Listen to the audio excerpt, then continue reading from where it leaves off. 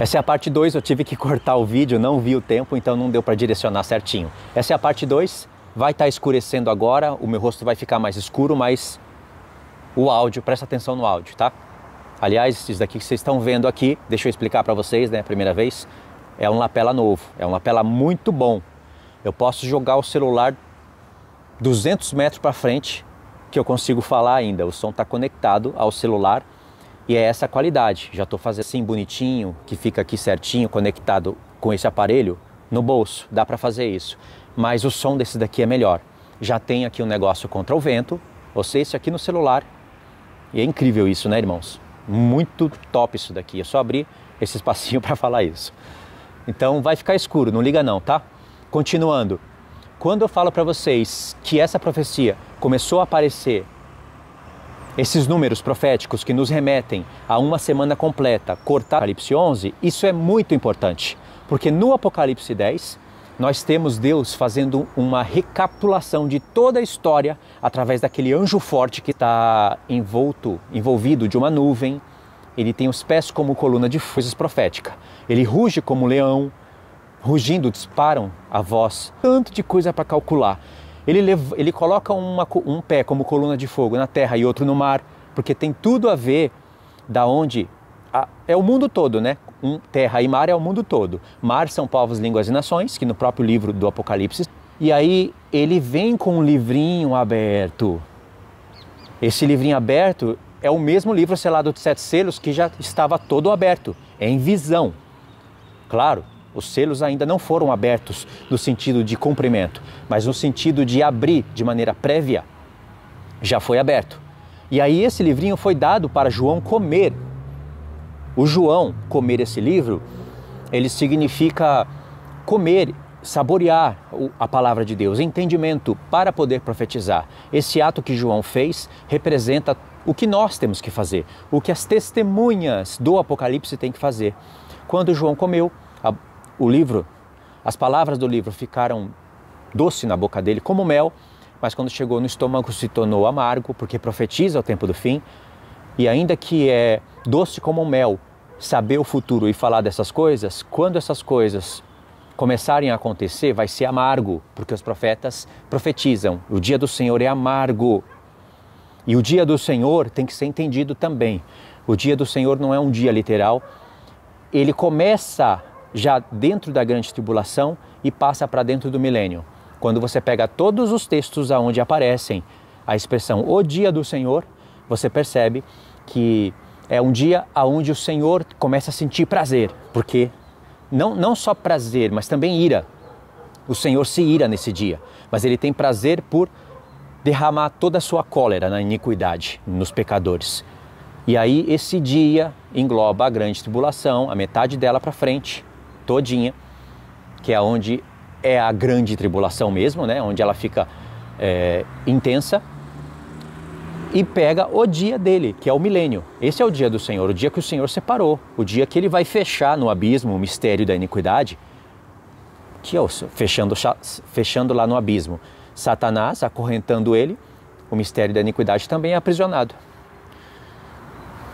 Depois que eu peguei essa charada, tudo ficou mais bonito, né, de se olhar.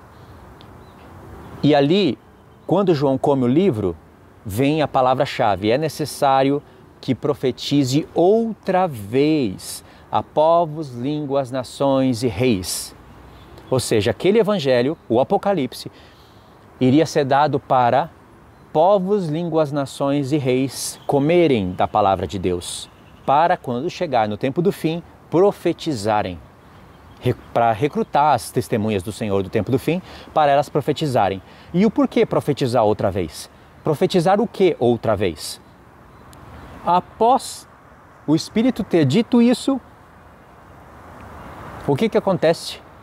Deus começa a dar visões para João, recapitulando toda a história, trazendo de volta Daniel, Zacarias, etc, um monte de coisas, profetizando e mostrando que muitas profecias ainda faltavam se cumprir, que Roma não seria o último reino, não seria o quarto, ou seja, seria o sexto, a partir do momento em que Deus mostrasse uma besta de 7 cabeças.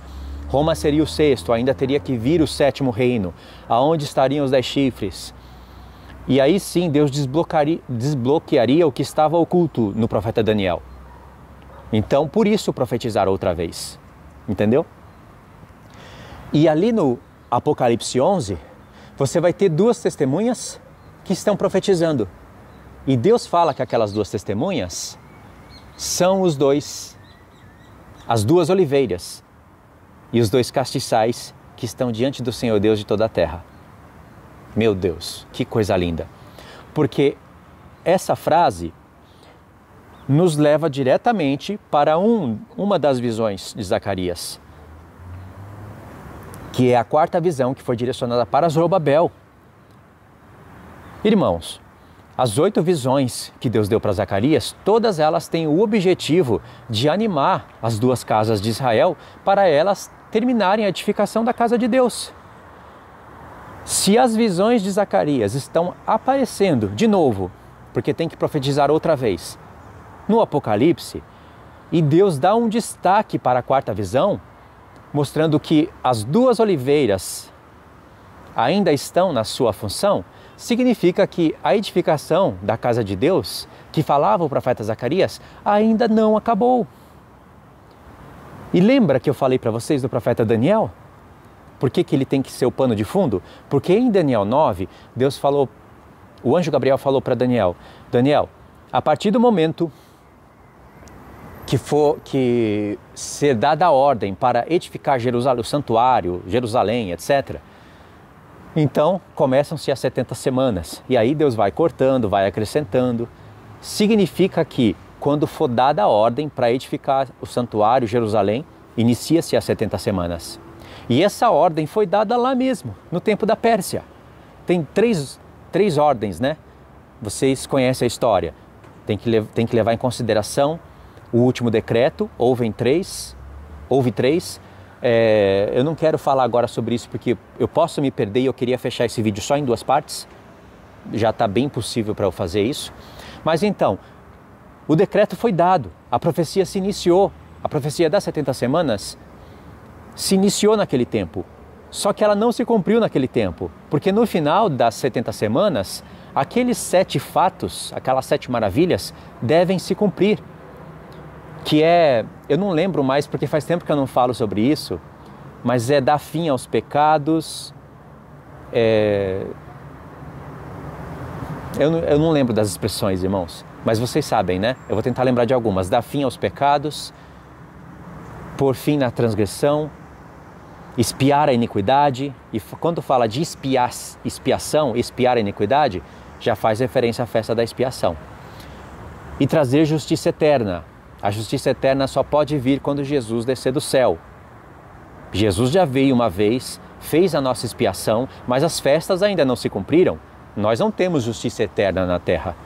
E lá, Deus profetizou, justiça eterna. Selar a visão,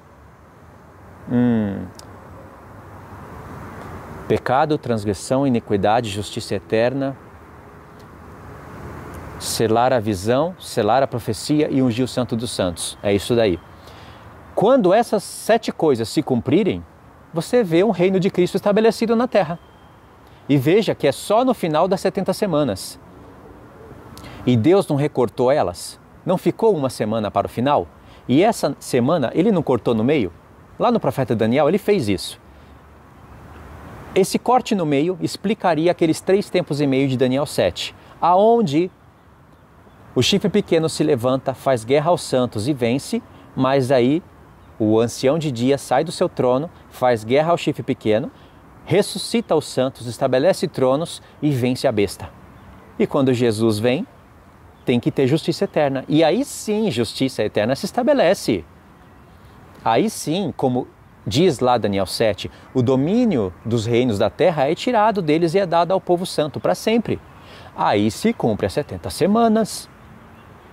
Entendeu? Ou seja, o Apocalipse está mostrando que a 70ª semana ainda não se cumpriu. E tem pessoas que falam que se cumpriu. Estão dormindo e precisam acordar do seu sono. para poder ver. Vocês acham que isso é apenas minha palavra ou a palavra de Deus não diz isso? Das 8 visões que Deus deu para Zacarias, apenas uma ele teve que acordar Zacarias do sono para poder ver. Zacarias, acorda! E Zacarias acordou e ele diz, acordei como um homem que é despertado do seu sono. E ele estava assim. Quando você desperta do sono, você não está vendo claramente. O que você vê, Zacarias? Eu vejo 7 castiçais, aquilo. E ele foi vendo de pouco a pouco. Ou seja, quando você entende tudo isso e você vê pessoas que não estão atentas a isso, não se importam com isso, estão pregando arrebatamento secreto e outras ainda estão dizendo que as 70 semanas já se cumpriram, estão dormindo. Ok. Quando você começa a pôr tudo isso no papel, você começa a entender que isso se torna um exemplo para nós, profecia cíclica. Ou seja, o que Deus profetizou naquele tempo, de fato, houve alguns cumprimentos. De fato, a profecia se iniciou naquele tempo. E a casa de Deus começou a ser edificada em tempos angustiosos. Houve o término da edificação de Deus. Mas agora, justiça eterna foi estabelecida? Houve fim de pecados? Selou a visão e a profecia? Porque quando Deus fala que vai selar a visão e a profecia no singular, você tem que se pensar. Peraí, que visão é essa? É a do capítulo 2? É a do capítulo 7? Ou é a do capítulo 8?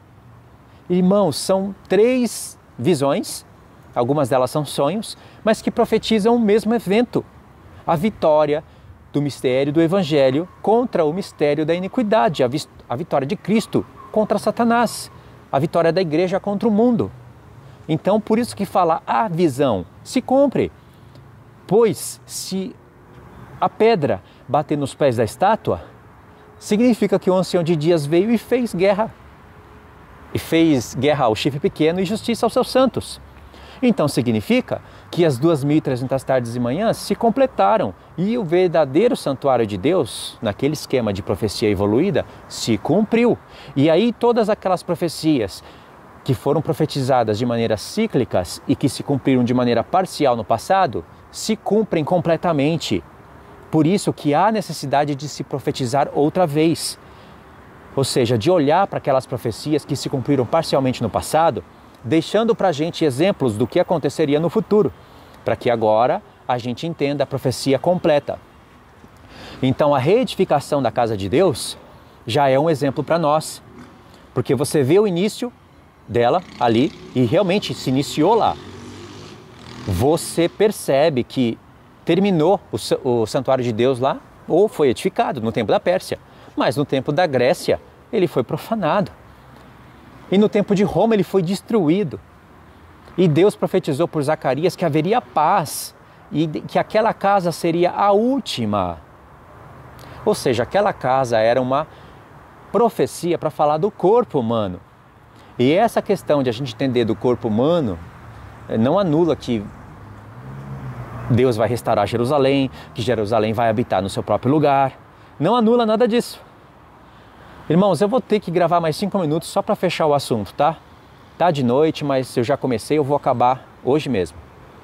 Parte 3.